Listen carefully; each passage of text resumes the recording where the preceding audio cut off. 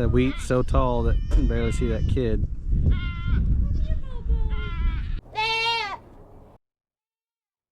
Alright, so this wheat, I don't know, some areas probably 8 inches tall, maybe a little bit taller. About knee height. Knee high, I guess you could say. There's a big terrace that runs in the middle of there, so it kind of looks higher than it is in that area. Here comes Bobo. Hi, Bobo.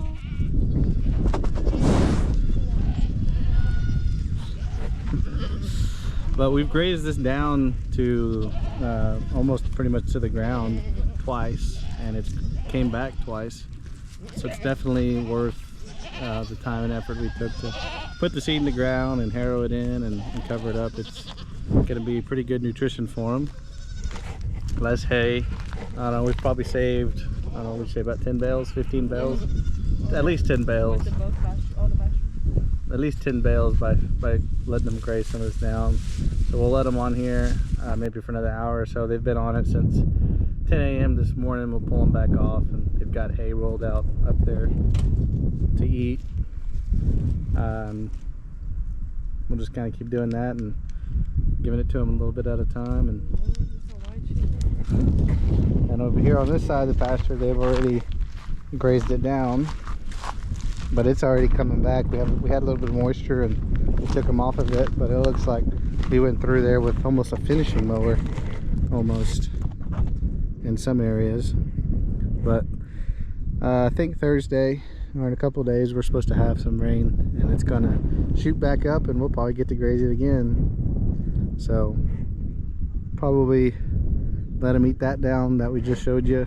Maybe put them on this one more time, maybe not, maybe just let it rest, and then start our rotations in the bigger areas once the kids are a little bit older.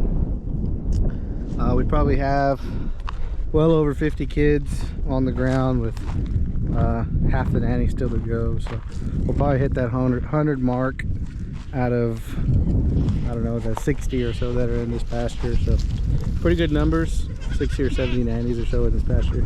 Pretty good numbers, pretty happy so far. I think our kidding rate so far is about 133%, so 1.3 per nanny. We have about a 6% death rate, so we've had like 3 die. So overall, pretty happy, and the goats are happy. I gave you an idea. This is what I did with the mower, and then that pasture is what the goats did, so they make it look better than the mower does.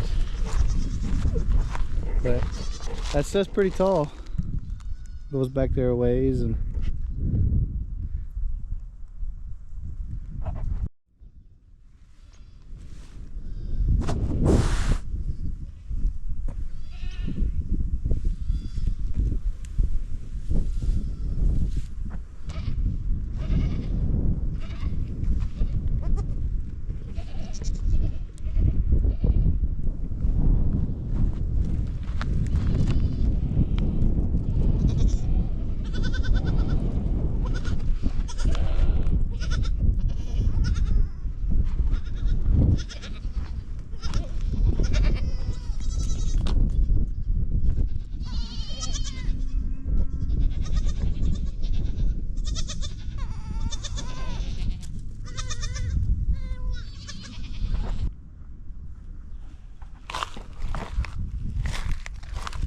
everyone's about to get sheared here soon. Probably come April time. Catch everyone and scissor them down. They'll look like destroyed poodles, but they won't be too hot for the summer. We left, you can see Bobo has a little bit of a mullet. I left that last year. You can see it's much longer than everything else. We will be taking that off this year. Bobo likes his mullet. Bobo. Okay, so here are some meat chickens that we plan on butchering when they get of size. They're on a meat bird diet and then a water pill. You can tell that they have eaten a lot, they're pooping a lot, so this is just like 3 days worth of stuff from them. There's like 22, I think, in here, 20 birds. So I've been cleaning this out, and that's what we're about to do. This is just a makeshift, it's a water trough, and then we built some fence to go over the top to put the heat lamp and things. So I'll pull this out and we'll freshen up their food. And then same thing with their water. I'm gonna go ahead and dump that and kind of use the water in there to rinse it. It's still about half full, so that's good there.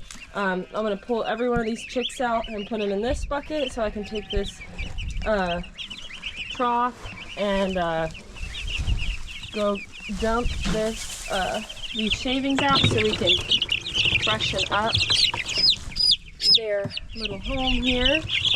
We want them to be clean as possible.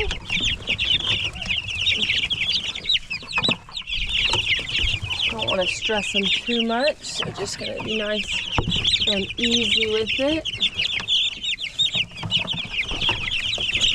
Come here. Okay. Come here. It's all right. Come on. You can go for a ride. And so they'll sit in there. I'm gonna drag this somewhere where I can dump it and use a little bit of fertilizer. So that way it doesn't just pile up, and we'll get these guys some fresh bedding so they're nice and clean. Okay, so I went ahead and dumped it. I got it kind of over here between the pigs and some dogs, and I'm gonna spread it out a little bit with a rake, but over time we'll have some good grass growth back here. We got a lot of leaf litter right now, so we're coming in the spring. So I'm gonna drag this guy back and I'm gonna wash him out. And get stuff off. The cleaner it is, the less likely you're to have sick birds, especially babies. They're so fragile.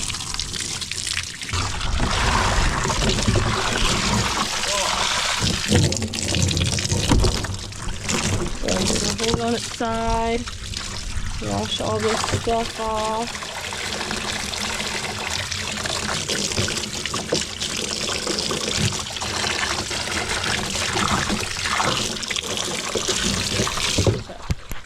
Okay, so now I went ahead and poured some in, and I kind of tamped it down with my hand just so it's a little bit compacted for them.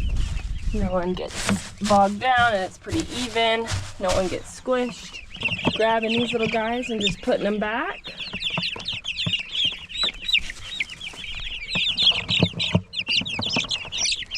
I don't want to just dump them in. I don't want to hurt them. Then I'm going to put this kind of right here so anyone can go around and get some water and no one gets squished. Sometimes if you have it too close to this, someone will get in between, get squished, and die. So they're good, and when they grow out of this, they'll go on a different area. We still have some time in this thing, but since they are meat birds, they're growing very rapidly, because in comparison, we have my little layer chicks. I need to clean their water out, but and you can tell their thing is not nearly as dirty. They don't grow as fast, they don't poop as fast, so they're just still good for another day or so, and they just need to be refilled on food and go ahead and clean their water out, and that's what we'll do next. And here's their food dish. I'm gonna do the same thing. I rock it back and forth, make sure no one's under me, and set it kind of in the middle, so I move it a little bit more back. So I like to have the heat lamp kind of in the middle, so that way if they need to get away, and they can go lay around the edges if it gets a little warm or anything like that, so they can decide on how they want to do it. So they're all in the corner right now because I'm standing here, so now we can put our lid back on with our thing. And then next, gonna clean the little geese up and do the same thing. So that's the meat bird situation at the moment. Stay tuned. Kiss you.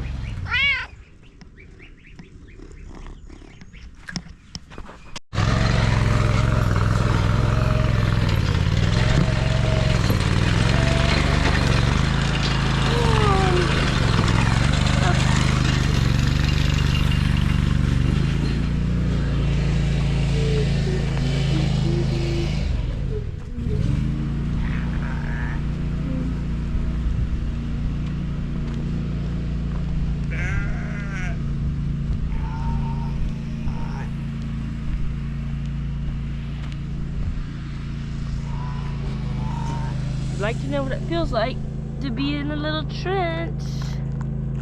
That's what it feels like.